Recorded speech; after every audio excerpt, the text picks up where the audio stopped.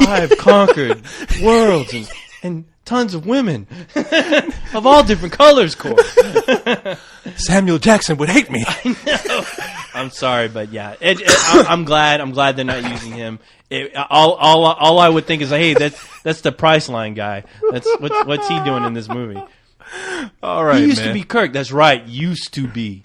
Okay, all right, you got me there, man. But hey, I can't argue with that. J.J. Abrams, he knows what he's doing. Let the guy make his film. When it comes out, hey, you know what? William Shatner, get your ass on that treadmill, and maybe you'll be in the next film, or maybe they can put him in one of those black boxes like they did in that one episode where all you saw was the guy's head. Maybe something like Futurama. Yeah, maybe he tried to save the world, and everything around him exploded, and he somehow managed to live, and they got him in one of those black boxes, and you see, when yes and no is a green and red light.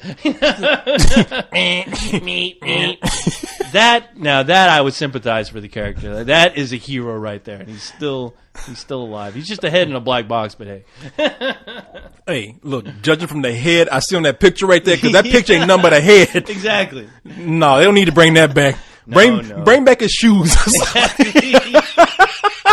I mean, the CG his ass for crying out. That's what I said. Yeah, dude, take some shots from him from the old Star Trek and just throw his ass in there. I don't know. Have him look like somebody Pixar. Yeah, I'd rather do that. Yeah. Bring him back as a dog. Yeah, William Shatner, you look like shit. I'm sorry, dude. We're using like one of your old shots from the goddamn 1970s show. All right. Sorry, you're in there. You're gonna get a check. All right. That's what matters. Yeah, right? shit. You're getting a check. Be happy. You ain't got shit to worry about. Talk about a man who's probably getting royalty checks from everything. No, he's well. I mean, because that motherfucker does everything. Yeah. Priceline. He still does one of those legal shows on TV. No, yeah. He does a World of Warcraft commercial right now. I mean, fuck, He's man. still writing his books. If I was J.J. Abrams, he's writing those fucking books. If I was J.J. Abrams, I'd be like, man, what the fuck do you want? Exactly. You got enough money. You have everything. Yeah, why are you fucking me? with me? Yeah. Why you make my movie? Shit. I got Leonard Nimoy. He's a lot cooler than you, Leonard Nimoy looking like a goddamn toad like you. Get the fuck out of my studio. Get out of here. Don't you know who I am? Fuck who you are. Created laws. Who are you? Oh, you're William. Yeah, he's like, that's all I got to do is look at him. He's like, you'd be like that. I'm sorry, Mr. Shatner. Please, I didn't mean to talk to you like that. Get the fuck out of here. No. Okay, so. Okay. Yeah, that was cool. Thanks for sharing that. No, man, thanks for sharing that with me. The daughter is priceless in this video. Oh, that daughter. I thought it was a young daughter, but yeah, she looks like she's like in her. Hey, she's still kind of cute. She's cougarish. Yeah, she's cool. Yeah, she's laughing. Hey, she knows. She's laughing. Hey, she knows it's silly. Yeah. Honestly, to be honest, people, we're watching this, and if you watch the video, you're gonna see them both sitting up there kind of laughing. I mean, they're both having a good time. Yeah, they're not taking it too seriously. Yeah, Mr. Shatner, I'm sorry. I guess William Shatner just wants to let everybody know, no, this wasn't true. I wasn't called. Nobody called me. Whatever. Yeah. Shit, he's going to go swim in your money. Exactly. Son of a bitch. You'll be fine. And have sex with a green chick. Exactly. So, did you think William Shatner ever made a girl paint herself green before he had sex? I hope so. God knows I would. If I was him, hell yeah. Every girl be painting their fucking ass green. Shatner, goddammit, go paint yourself. Here's some paint. Now go to the other room and don't come out till you're done. I want every part of you painted green. Every part. Ass crack. Everything. I'm William Shatner. I saved universes, and I will have my green ass. Yeah. I will have my green ass. That's funny. What'd you say? I will have my green ass. I will have my green ass. All right. Okay, so... Oh, shit. Late breaking news here, man. Oh, what? Oh, fuck. Oh, no, you scaring me, Corey. No. Just came in, man. This is pretty big. Oh, fuck. I'm glad we're doing this show so that I got this. All right. What's up? Oh, brace yourself, man. This is huge. Somebody die? Will Ferrell has taken the hint that his sports movies aren't doing well. And he says that, this is a quote. Right. I will no longer attempt to do any sports movies anymore. Any sports. Yeah, I'm retired from sports genre films. I think I filled my quota. That's the late breaking news. That's the late breaking news. Oh, my God. Let me tell you something. Thought we were in a war with Japan or something. I know. Oh, no. Oh, fuck. We're screwed. They caught Osama bin Laden. He was hanging out with Shatner. Oh. He moved next door to Samuel Jackson. He brought a white woman with him. No, I'm sorry. Osama bin Laden moved next door to Samuel Jackson with a black woman. Oh my God. And then Samuel Jackson became the terrorist. Oh God. Jihad on your motherfucking ass. I like your first joke better. Oh, fuck you, man. If you can even call that a joke. No, whatever that was. Oh my God. Okay, so Will Ferrell will no longer do sports movies. Okay, we'll see that. Yeah, if that's we'll true. wait and see, But no, okay, I'm kind of joking around. That James sent this to me from the site, and I actually got this earlier today, and I did want to talk about it because I've been saying for the longest time before.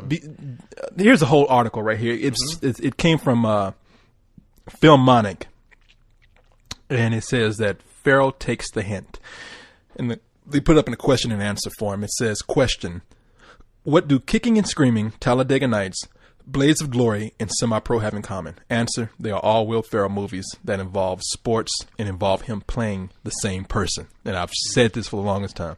Now, finally, Will Ferrell has taken the hint that people are getting tired of them after Semi-Pro was a bit of a flop. I was saying this after Blades of Glory, and I like Blades of Glory. Yeah, I liked it too. Yeah, I thought it was funny, but I said, how long can he really keep this going? Yeah. And then Semi-Pro came out, and I said, well, I'll give it a chance. It's Will Ferrell. I actually like Will Ferrell. I don't like that he plays the same guy over and over again. And guess what? In that movie, he played the same fucking guy over and over again, except it wasn't as funny as his other sports movies. I never saw it, so. Yeah. Look, I like to see anybody who has exhausted their how should I put it? Their talent in one particular area. I feel bad for anybody who has done that. Like Eddie Murphy? That's a whole. Please don't say that, Nick. That'll be a whole another 2 hours. But Will Ferrell, I think, is a very talented guy, and I've seen him. There's one movie where he played a serious role. I think it was a small one, but I didn't see the movie, and I can't remember the name of it. But of course, everyone brings. Did you see it? What? No, I never saw it. But I want. Is it Stranger Than Fiction? No, Stranger Than Fiction is the one where he was the star, and he did very well in that. And if you go back and watch The Oblongs, he did a voice in that, and it's obvious that this guy doesn't have to do the same goofy, retarded sports guy that he always plays. Right. And I really have faith in this guy's talent, and I would like to see him do something else. And to hear from him say that, that even gives me more faith in him, because he really does need to move on to something else. Yeah, he does. I mean, well, the thing is, he comes out with a movie like almost every year. I mean, obviously the public's going to get tired of it, especially if it's the same bullshit. But yeah, you know, how long can you laugh at the same jokes? But yeah, I mean, I was a little more. God damn it, co-host! You swear you gave me some. But I was a little aggressive towards. Now, if people think I'm just aggressive towards movies that are about things that bother me, like race, it's not even that. I was probably a little more aggressive towards Step Brothers.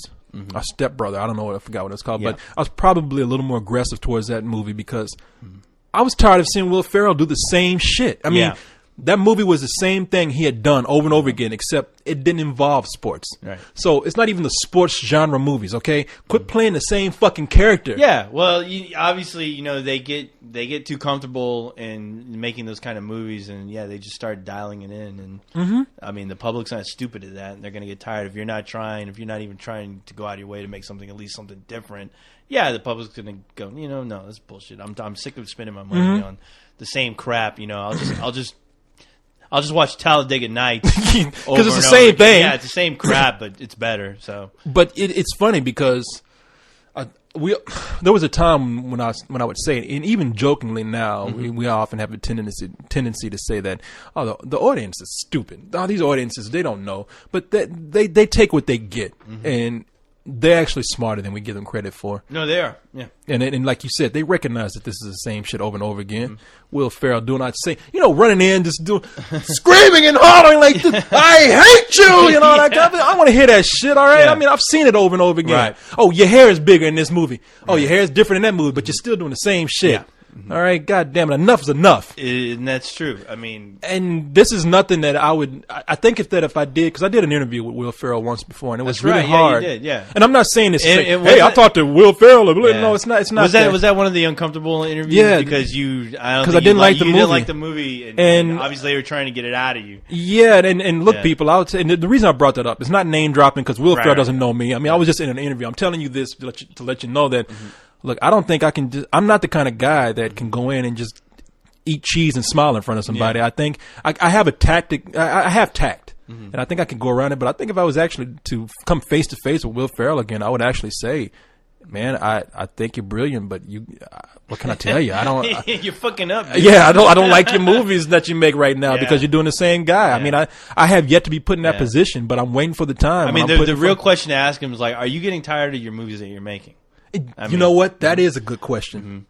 And I mean, I don't know. Maybe you should be asking these questions, man. We should put you in do an interview. I think we're gonna let you do that next. All right. I don't want to do that. You wouldn't want to do interviews with anybody? I don't like talking to celebrities. I don't know what it is, but really? I honestly don't. No. I mean, it's one of those things where I don't mind like if I accidentally come across one just shooting the shit with them. But when it comes to doing promotion and shit like that, I mean, there's always a page. I always expect somebody.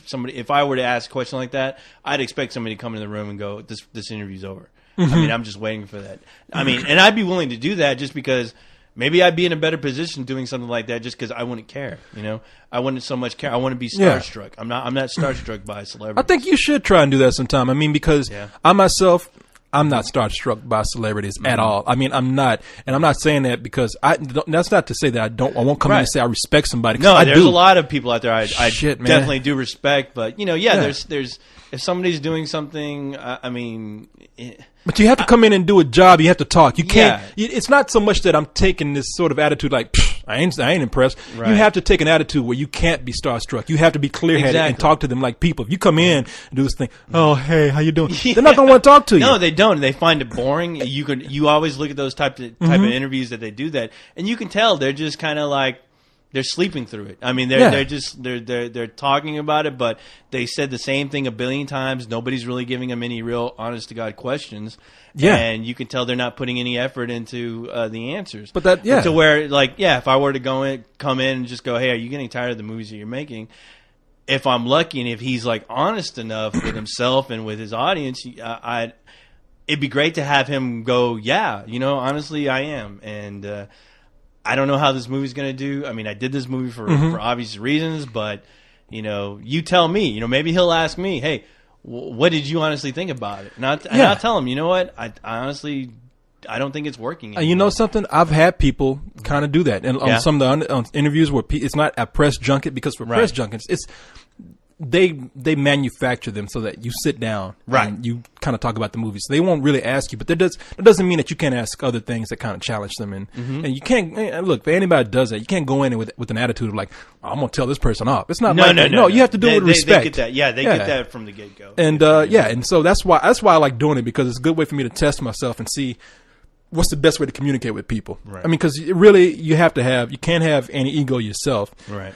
You have to. There is a certain amount of humbleness that has to go with, and you have to be ready to talk to people. I think with someone like Will Ferrell, I think I could go in and ask that kind of question, like you're saying, saying like, "Come on, I mean, don't you want?" And I did ask him that. I mean, he said he actually took it as like that was a good question. Instead of coming in and saying, "Man, ain't you sick of doing these kind of?" I was like, "Do you want to move on to do more serious things? I mean, you've done this for so long." And he was just like.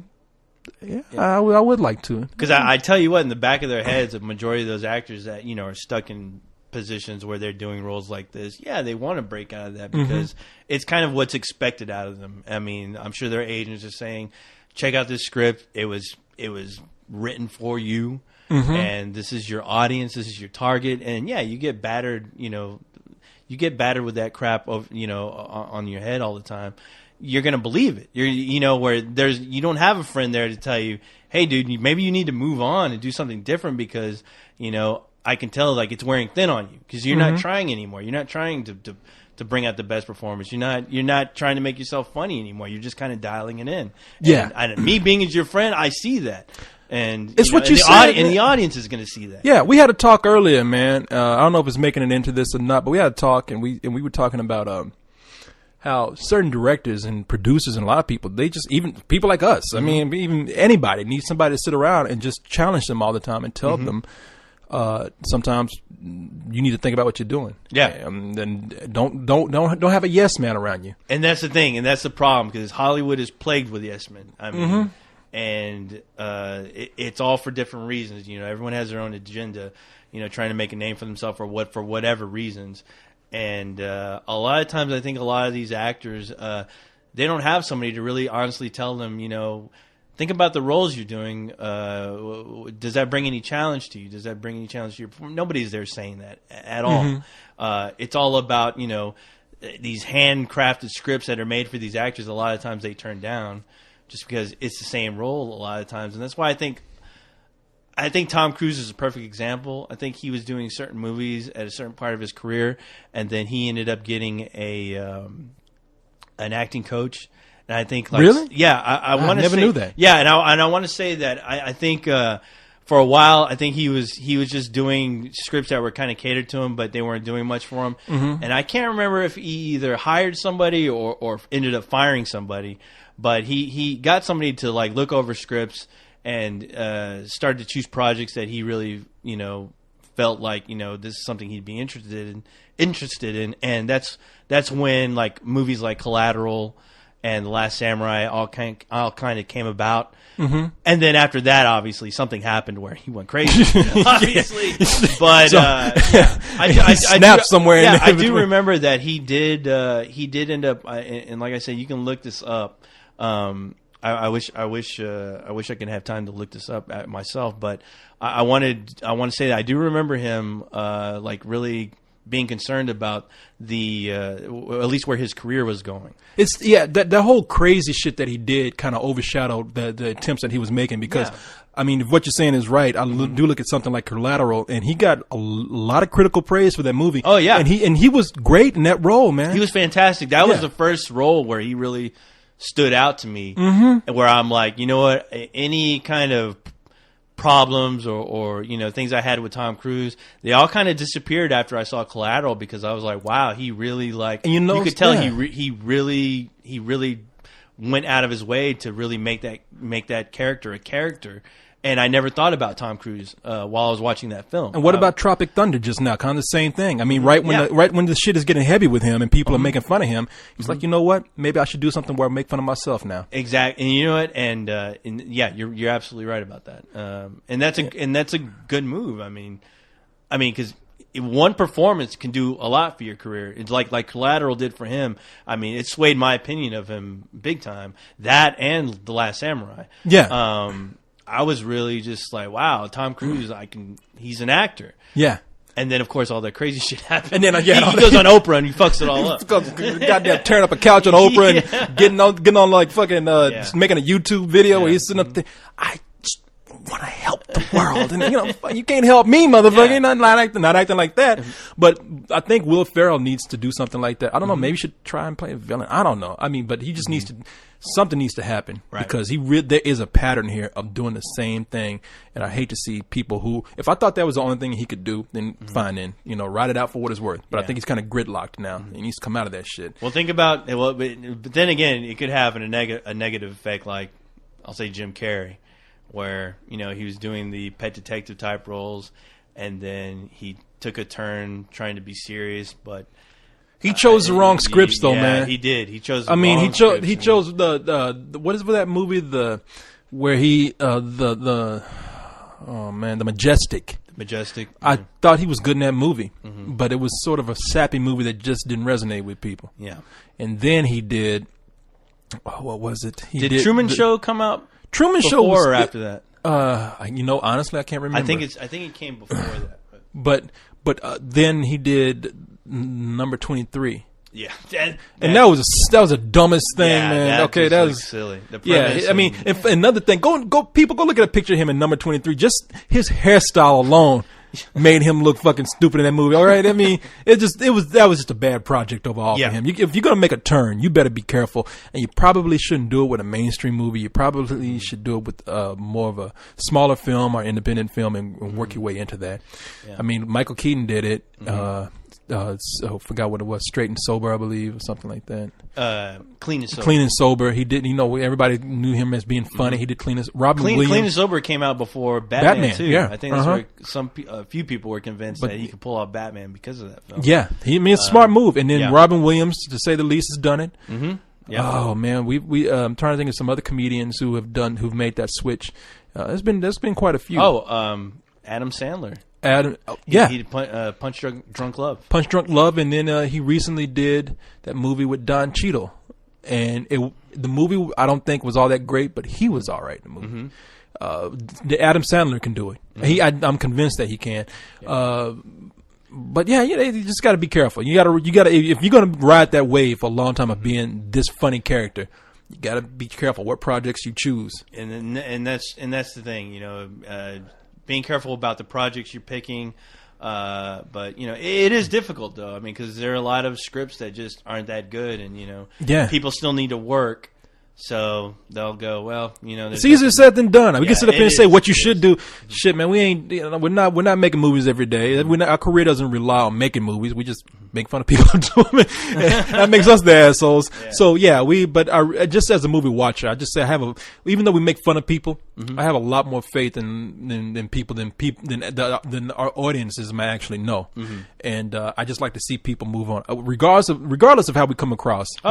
We actually hope for the best for anybody. Yes. Hey, thank God Sylvester Stallone made Rambo. I mean, who honestly thought, when you heard about the last Rambo? I was laughing when I heard that, but when I saw it and he directed it, I was like, wow, it's like he put his heart and soul in this guy. Yeah, Rambo and Rocky, man. It's awesome, yeah. The latest Rocky, I like that one a lot. Anyway, you want to go into some email now? Yes. Okay. Well, we read one email earlier. Okay. Oh, tell you what, somebody sent me a good story. This comes from Ghost Rider. Oh, now, you know Ghost Rider on the site? Of course, yeah. I know Ghost Rider, the skull burning. Oh, you know her there. No. Oh no! The reason why I said ghost burning because Ghost Rider. Ghost Rider. Forgive me if I put all your business out there. But she has some experience with the crematorium. Oh yeah. That's right. And she sent me she sent me a cool story. It's almost like tales from the crematorium. Awesome. She sent me because she told me, she's like, there's some strange things that happen, some horrible things that happen, and I got some stories for you. She sent me, this one's gruesome, man. Got to tell you this. Let's hear it. Okay. It says a 35-year-old woman working in a crematorium, as a tech was loading an overweight case, I guess a big man. William Shatner? It was loading William Shatner into the retort, and that's called the burn chamber. When it got stuck halfway in, and she says, this happens to me a lot, and some of these dudes okay, I ain't reading all that shit. She's going, what is this in? Okay. She says, and this happens a lot. Well, to set this up, the machine has a hydraulic door that didn't have the safety. Let me put this closer to me, because I can't see. All right, let me start. Okay. Well, to set this up, her machine had a hydraulic door that didn't have the new safety latch installed to prevent the door from falling and dropping. These doors are solid steel and weigh 400 pounds. Yeah. So, while she was leaning in to push the case into the crematory burn chamber, her door failed and dropped when she started the machine automatically. When her co-workers showed up, they found her half cremated, the other half sticking out of the machine. Oh. Isn't that fucking horrible, man? Did this happen? This really happened? Well, she ends this with, true story. Did it happen? Okay, now where does she live? I don't know, and if I did, I wouldn't even say, but... okay, right. Oh, yeah, that's good. I'm sorry. No, yeah, that's fucked up. Can you imagine? That is a horror story, man. I'm hoping it's not true, but yeah. Okay, now you know... Oh, I know. In a crematory, I called it a crematorium. I thought it was called, but a crematory, whatever it is, you know that those things, they are designed to burn bone. Yeah. I mean, everything is ash. Everything is burnt, yeah. It becomes ash, yeah. And... Jesus Christ, man. Can you imagine being burned alive in that kind of heat? Oh, my God. Half your body's gone. I always think about Return of the Living Dead. Yeah. when that guy turns to a zombie, he puts himself in the oven, you hear it close, like, ah! Oh, my God. Jesus. That also sounds like an opening scene of 6 Feet Under. Always something crazy, something nuts always happens. Somebody always kills themselves. At the very beginning, something accidentally happens. Now, I do. I mean, look, I know horrible things. Why did she happen. tell you that, Corey? Because I asked her to. She said she has some stories, and she's been sending me more. Oh, but, wow. Man, dude, can you imagine, man? I don't want to imagine. Look, now this is what I want to say. she says that she wasn't there for that, and she didn't come in and find the body. Right. It was passed down to her. Right. I'm going to say it's one of those crematory urban legends because I don't want to believe something like that happened to somebody. But I can believe it. But yeah, that's a 400-pound door. Imagine the panic that must be on your face when you realize that you cannot get out of that door and the heat comes on. Oh my God, man! Jesus Christ! I'm gonna hide under the covers. I tell you what, you better just get a broomstick and push William Shatner in that shit. Because that's why there should never be two. There should never be one person in the crematorium from now on. There should be two people in there, making sure the other person doesn't fuck up. But see, this is what makes me think that it's probably an urban legend. I mean, because I would imagine that door is not going to start the fire until it's completely locked shut. Yeah. And if something is wedged in there, it can't trigger off the fire because it's not shut down all the way. And plus, the heat is meant to stay in, so it's going to wait for the door to be shut before it starts. It's going to fill up the room. Yeah. I'm not saying I don't know. The human body itself. I mean, it's not that easy to just chop off part of the body, regardless of the door. I mean, it takes a lot. Well, that's what I'm saying. I don't think it chopped off. I don't think it chopped off the body at all. It would have kept. It would have kept. It would have been. It was a wedge. It was like it's like a door wedge. I mean, it's not going to go all the way down. Yeah. And I'd be curious how many people were actually like around. I mean, I'm sure you can hear somebody screaming. Fuck! I don't even want to imagine it. I mean, but see the thing. She's trying to put in this overweight guy. Yeah. Now, I would imagine that if the door came down and she was trying to put him in, the body probably wasn't all the way in there. Yeah. The dead body, that is. I would think it would have to be because you're So obviously you're thinking you're like halfway in. Yeah, she put it in. She put it already in. She was on her way out, and it was like, bam. And it just came down. Oh, fuck. Woo! Jesus Christ, man. I need to put that in a movie. Somebody's going to do it now. Yeah. I should tell her, hey, ghostwriter, you should actually write a script with that in there. I mean, that's fucked up. Yeah. That'd be one of those, like, one of those Final Destination way to die. I'm terrible. I'm scared now that the family of that victim is going to write to us. That was true. That was my mother. Well, we didn't do anything. Hey, we didn't mention any names. No, we didn't. But, oh my God. That was my mother. Making like the Crypt Keepers calling us up. Oh my God, this show just turned into something else. Oh man, that's gruesome. That was. It's not even October yet. I know exactly. Just save that for Halloween. Scary. Ooh, do I got a scary story? Scary kids about the crematorium. All right, we have a question here from Eugene. Yeah. And let's see. Eugene's question is, where do babies come from? Let me bring this up close again like I do. People think I can't read like I'm illiterate. It's just that it's very small type and the computer's far away. It's like an after school special. Corey can't read. Okay. Eugene's question here is, do you think that with the recent success of independent releases, i.e. Juno, that we might see more mainstream Hollywood movies deviating from their expected structure? No. No, I do not. Nope. No, and he sets it up, and maybe I should have read the setup. He says that aspiring screenwriters must follow a rigid structure for their stories in order to be successful, and have subsequently relegated non-standardized scripts to independent filmmakers. And what he's saying is that it seems like these days that most stories that screenwriters are writing their scripts for, they're for movies that follow a very tight structure, pretty much a formula in a way. And because Hollywood wants to make money. Yeah, Hollywood is a business. It's about selling people what they already know, stories they're already familiar with. And that leaves no room for really independent films like Juno now.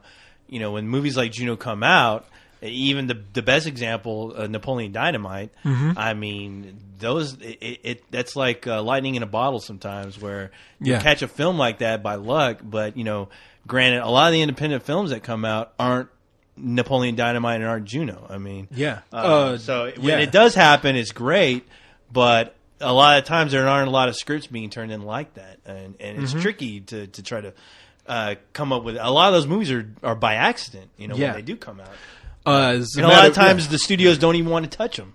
Yeah. So it is a bigger struggle right now for the independent film to be released in recent years, and I have no numbers for it. But there was like I said, there was an article that I read where it said like Hollywood is pretty much not cutting back only on independent films, but also on mainstream movies as well. Yeah. They're not releasing as many movies as they used to. So with that said, independent film, which was already kind of struggling and has gone through ups and downs, they're probably going to catch the brunt of that decision. Yeah. And something like Juno is just one of those movies that just somehow got lucky, man. Yeah. Even with that whole Academy Award nomination thing for best picture, it won for best screenplay, which I knew it would, but for best picture, that's luck. Yeah. They just happened to fall into a position where the Academy chose it because they want to come across as cool. Yeah. It's not because the movie itself was you watch the movie and you're just like, yeah, exactly. And Juno, let's not forget, Juno had some Hollywood players behind it. Ivan Reitman's son, I forgot his first name, directed that movie. And then we had Ellen Page, who was already sort of an established actor. Yeah, it's not truly something small like Napoleon Dynamite, which had hardly any familiar faces in there. Right. Jason Reitman directed. Jason Reitman. Thank you for looking. Yeah. And so yeah, even movies like that have to struggle, even with all the star power behind it. But yeah, you're right, co-host. You're not going to, it's lightning in a bottle, it's luck, and you're not going to see that all the time. The good side about that is that this article said that if you truly believe in what you're doing, and if it's good, it might rise above everything else because people are going to be more selective about what they make. And be putting no bullshit out. Right.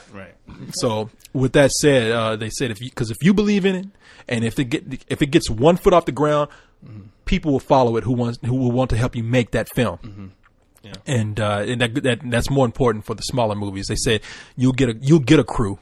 You'll get a cast because once other people start believing in it, it snowballs. Yeah, but so I mean, when those movies come out, just be thankful that you have the opportunity to see it. To where a lot of these films they get shot and sometimes they never see the light of day or get released to DVD and but the good ones, I mean, the good ones you will eventually hear about. I mean, there's nothing stopping word of mouth on a great film. So yeah, no, that is true. So yeah, just be thankful, that you have the opportunity to see a movie like Juno or Napoleon Dynamite, because Hollywood, they're not going to go out of their way to make movies like that at all. Yeah, that's true. Okay, we have email here, and this is a good one because this is something I've always wondered. It's by David Armendariz. And David says... What does David say? He says, yesterday I saw North by Northwest and I really enjoyed it. Anyways, in the scene where Cary Grant is attacked by the man in the crop duster, I couldn't help but think there were probably better ways to try and kill him. So do you have any other stupid ways that someone tried to kill someone else but failed? He didn't say this, but I'm sure he's talking about in movies. They have to fail. Oh, no, I'm not going to read that part. Anyway, you know what? North by Northwest is one of my favorite movies, and that scene is a classic scene. Oh yeah, but you got to think, someone hired someone to kill somebody with an airplane. Yeah, and I tell you what, that scene. I mean, it takes a lot of time to build. There's a lot of build up to that scene. I mean, I think like 3-4 cars pass by before you're wondering, okay, what the hell is going on in this scene? Yeah, and then I guess a guy. Guy shows up out of nowhere. Yeah. He tells Cary Grant, oh, that's odd. Look at that crop duster over there. That's right. Dusting where there's no crops. That's right. That's what happens. In the movie, okay, North by Northwest is a great movie, but I have to admit, it's not only in that middle part right there, but even the end, if you ask me, is a disappointment because it's kind of a cop-out. I mean, it's ridiculous almost. But it's a great movie. Cary Grant he's in a case of mistaken identity. Right. And this big government espionage deal going down.